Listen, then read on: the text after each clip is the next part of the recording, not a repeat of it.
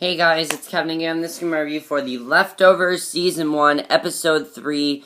What was this episode called? Two people. I don't even remember this episode was called. What is wrong with me? I can't remember what the episode was called. Two boats and a helicopter.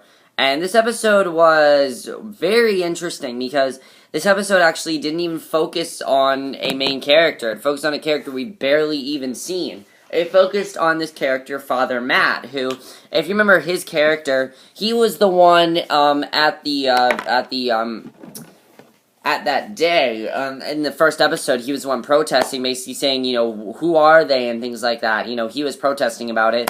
We got to find out more about his life in this episode, and I thought it was interesting because it got us to kind of care more for his character. And you know what? I like when shows focus on one character in an episode. And it's kind of reminded me of Penny Dreadful when they focused on Vanessa, and it really got us to care about her character. Same with The Leftovers, it really got us to care about his character, and believe it or not, this was the best episode of the season. It really was, because it was very focused, it really set the tone for the show, and I'm really hoping we see more of his character, because I really liked his character in this episode.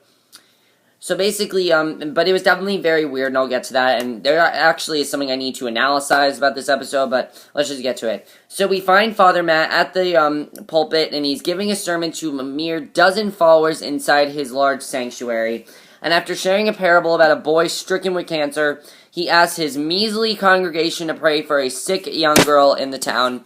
And the church doors then burst open, and a burly man lumbers his way through the pulpit, toward the pulpit, and without a word, the stranger begins punching and kicking Father Matt. He then stuffs a flyer that reads, "She stole drugs," into Father Matt's mouth, and in the hospital, he then gets a visit from Kevin, and this is the only scene where we see Kevin. This episode, as I said, did not focus on Kevin at all. There's no Jill in this episode. There's no Tom in this episode. There's no Wayne in this episode. There's a little bit of Laurie, but there's no Maggie, I believe her name is. Yeah, there's no Maggie. There's none of them in this episode. So it's basically just Father Matt and a couple other characters. And Kevin is relieved to be a family. Kevin, we find out, is actually a family friend of his. And Kevin warns him that his controversial flyers signs he posts around town to prove that the Take Immortal Saints and Heroes are going to keep him in stitches. And the unwavering Father Matt calls the attacks by angered citizens an occupational hazard. And back at the church, a young man whose wife is at the nail shop secretly brings his baby to be baptized, and we see him being baptized. And Father Matt gives Father Matt a break in the clouds. The man tells him about a guy who gambled away his kid's college fund before he disappeared. And the story sets Father Matt on a trail of yet another guilty departed. He then visits a local casino to get more information on a new subject, telling the casino manager it's his job to separate the innocent from the guilty. And he keeps getting, and throughout the episode, he keeps getting phone calls from the bank. And what's really funny is the first time his phone rang, I thought it was my phone because it was the same exact ringtone. Now, he then answers accidentally. His banker informs him that the church has been lawn foreclosed on, and now a buyer is ready with an all-cash offer. And Father Matt then has 24 hours to come up with $135,000 or lose his religion. It's that simple. So, then we get a really big reveal. He decides to turn to his family. We find out that Nora is actually his sister, the one, who was revered by the town for losing her husband. And Doug and their two sons in the event.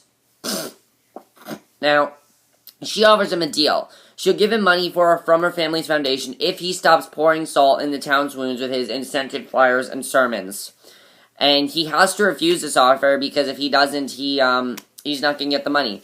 So, resolved in his beliefs, he tells Nora Doug was cheating, and he proceeds to lay out the who, what, when, and where of her husband's infidelities before he and their kids disappeared that's definitely, you don't really need to talk about that. He kind of tells her something that she didn't really need to know.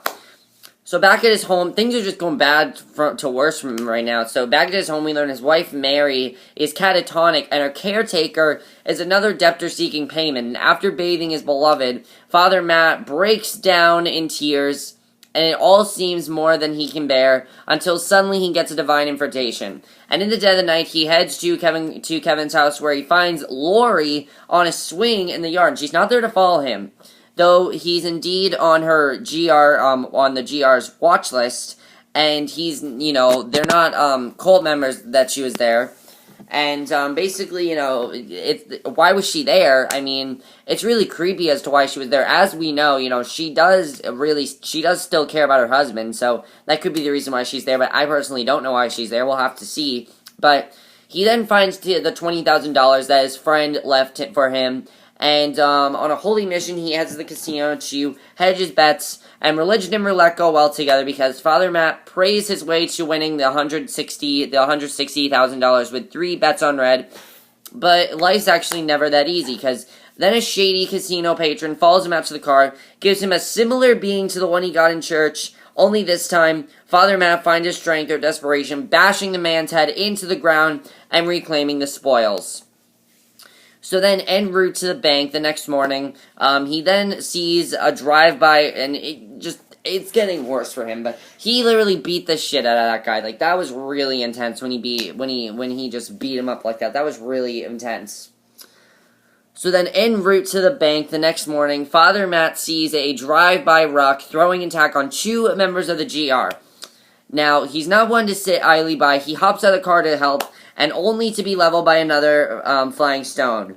And then we see something really weird. He wakes up, and basically, we kind of see these flashbacks, I'll say. I mean, this is how I can best put it. We kind of see these flashbacks, and we basically see how hard life has been for him. He was the young boy with cancer from his sermon, and when they were kids, him and Nora watched as their childhood home burned to the ground with their parents inside. And his dear wife Mary may not have disappeared into thin air, but she lost all motor functions after a car accident caused by someone who did. And it got really weird because when he was having sex with Laurie, he started seeing that, he started when he was having sex with his wife, he started picturing Laurie. That was really weird.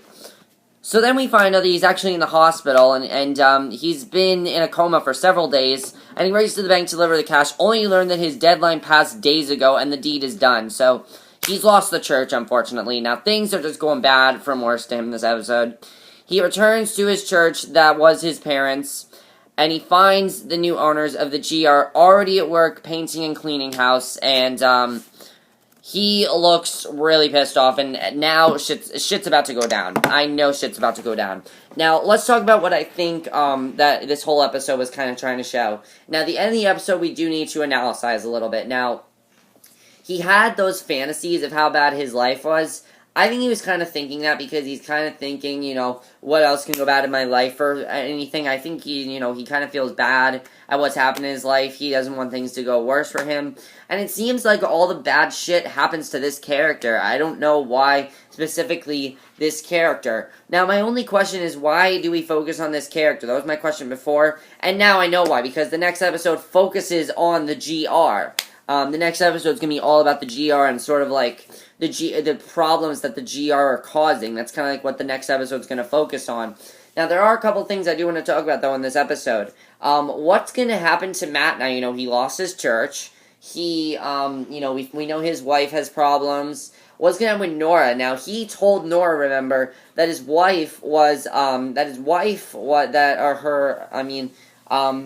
her husband was cheating on her. So, what is she going to do about that? We'll have to see. Because as we know, Jill and Amy are still investigating her.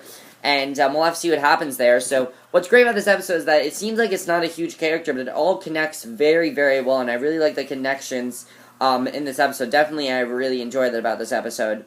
The other thing, I must say, the guy that played Matt, Christopher Eccleston, he gave a very good performance. Really, he gave a very good performance.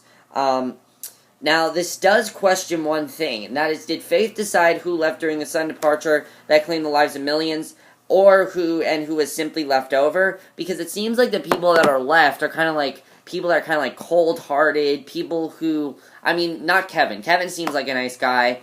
But, like, for example, Matt, he has had bad things happen to him, and, you know, we still don't know why these people were specifically left over. And this episode really questions that as to why Matt was left over, because, you know, he lost a lot of people, and it was very interesting to see what happened there, and especially when we found out his wife kind of lost all her motor skills and things like that. It was very sad to see that. And things just got bad from worse to him, so we'll have to see what happens. But I think here's what I think is going to happen with the GR. He is not going down without a fight. I'm pretty sure that's going to happen with the GR. He's not going down without a fight. He's going to fight to get his church back, because it's his church. That's what he cares about. It's his church, and he's going to fight to get it back. So he's going to do whatever it takes to get his church back. He really cares about his church, and he's going to do whatever it takes to get it back. So it's going to be very interesting to see what happens with this character. Really, it's going to be very interesting to see what happens there. And I really enjoy his character now. I like that we focus more on his character. I hope we continue to focus on his character, because he has a very interesting storyline. Also, Laurie. Does he have a bit of a crush on Laurie? I'm thinking he does, because he pictured having sex with his wife and he saw Laurie. So, does he have a crush on Laurie? I'm pretty sure he has a crush on Laurie. We'll have to see what happens, but that's it for my review. I hope you guys enjoyed it, and I'll see you guys in my next video, which will be my review for another classic movie review. So I'll see you guys for that. Okay, bye. One last thing I forgot to say about this episode, I just remembered, is the one thing is, what did you guys think of this episode focusing on this character, Matt? Now, the one other thing is, if you remember, with Kevin, whenever he saw those dogs, that's when bad things happen to him. Now, when Matt sees the pigeons, that's when bad things happen to him. Why is it whenever they see animals, are they, like, cursed or something? Like, what does that exactly mean? I really don't know.